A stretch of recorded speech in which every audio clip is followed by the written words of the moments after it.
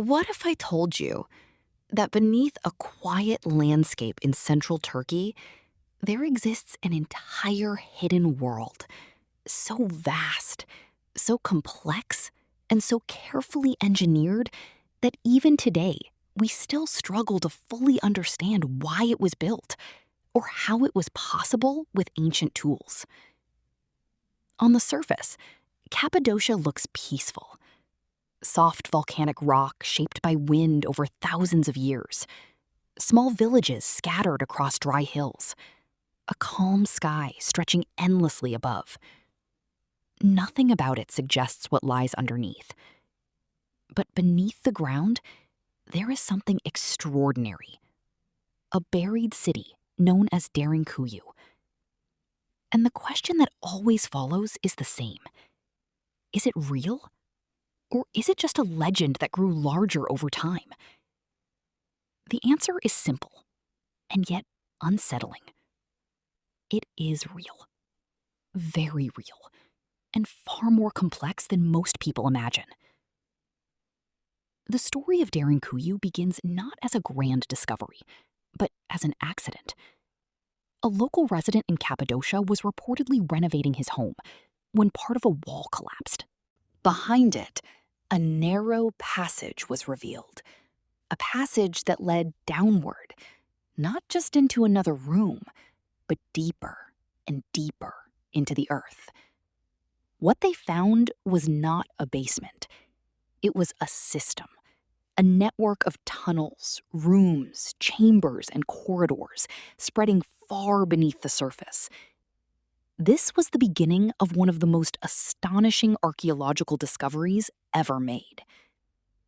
Derinkuyu was not a single structure. It was a multi-level underground city. Estimates suggest it reaches at least 18 levels underground, possibly more, descending as deep as 80 meters or beyond. And each level had a purpose: living quarters, storage rooms, kitchens, wells, religious spaces, meeting halls, even areas believed to be used for education or communal gatherings, all underground. But what makes it even more remarkable is not just its size, but its design. The tunnels are narrow, intentionally so. In many places, only one person can pass at a time. And at key points, there are massive circular stone doors, heavy enough to seal entire passages, designed to be rolled into place from the inside. This means one thing very clearly. Derinkuyu was built for defense. But defense against what? To understand that, we need to go back thousands of years. Cappadocia has always been a crossroads of civilizations. Empires rose and fell across this land. Armies passed through repeatedly. Invasions were not rare. They were expected. And in ancient times, when danger arrived, there was no modern protection. No fortified steel bunkers. No long-range weapons. No air surveillance. Only one option remained: hide. But Cappadocia had a unique advantage. Its volcanic rock is soft enough to carve, yet stable enough to hold structure. So people began digging downward, into the earth. The idea was simple. If the surface is dangerous, go below it. This is the foundation of Derinkuyu's origin theory. A massive underground refuge. Not for a single family, not for a small group, but for thousands of people. Some estimates suggest it could shelter up to 20,000 inhabitants, possibly more, including livestock. And that detail is important, because animals require food, air, and space, meaning this was not a short-term hiding place. It was designed for long survival. But then the mystery deepens, because Derinkuyu is not just large, it is highly engineered. One of its most impressive features is its ventilation system. More than 50 air shafts have been identified throughout the structure.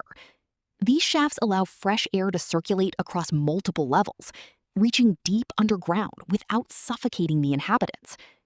There are also wells that connect to underground water sources, ensuring access to drinking water even during long periods of isolation.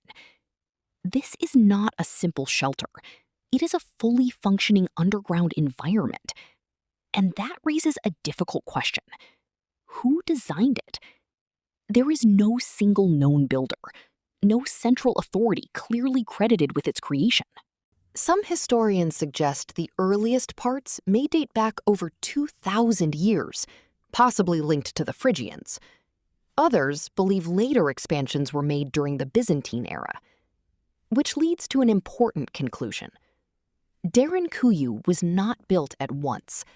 It evolved, layer by layer, generation after generation, each group expanding tunnels, adding rooms, digging deeper, until it became the massive underground city we know today. But even this explanation is incomplete, because some sections of the structure appear too organized, too intentional, too advanced in planning, as if there was an original blueprint, not just random expansion.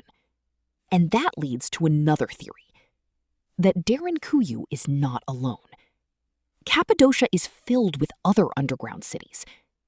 Some researchers believe they may have once formed a connected underground network, a hidden system beneath the entire region. However, there is currently no definitive archaeological proof that all cities are physically linked, so this idea remains speculative, but still fascinating. Because the scale of underground construction in this region is unlike anywhere else in the world. Then comes another mystery: life underground. Imagine living without sunlight, without open skies, without natural horizons, only stone walls, dim torchlight, and narrow corridors stretching into darkness. Modern humans struggle in such environments, yet Derinkuyu shows clear signs of long-term habitation. People cooked here, prayed here, met here, raised families here. They did not just survive underground, they lived. And this brings a deeper question. Was this choice or necessity? History suggests necessity.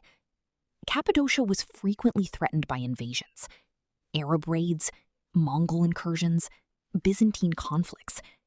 In such a world, the surface was dangerous, so the underground became a refuge, a hidden civilization beneath civilization.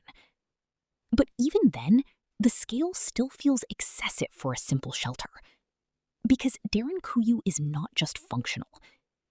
It is sophisticated. And sophistication requires intention. It requires planning across generations. It requires a reason strong enough to justify the effort. Today, Derinkuyu is open to visitors. Tourists descend narrow staircases into the earth. They walk through tight corridors carved by ancient hands. They stand in chambers where thousands once gathered in silence and fear. And the deeper they go, the more the surface world feels distant, as if entering another dimension. Not just a city beneath the ground, but a completely different world hidden under history itself. And even now, after all the exploration, the full truth of Derinkuyu remains uncertain. We know it exists. We know it is vast. We know it was inhabited. But we still do not fully understand its origin or its original purpose in its entirety. So the question remains: is Derinkuyu simply an ancient underground refuge built for survival? Or is it something more complex buried within human history that we have yet to fully uncover?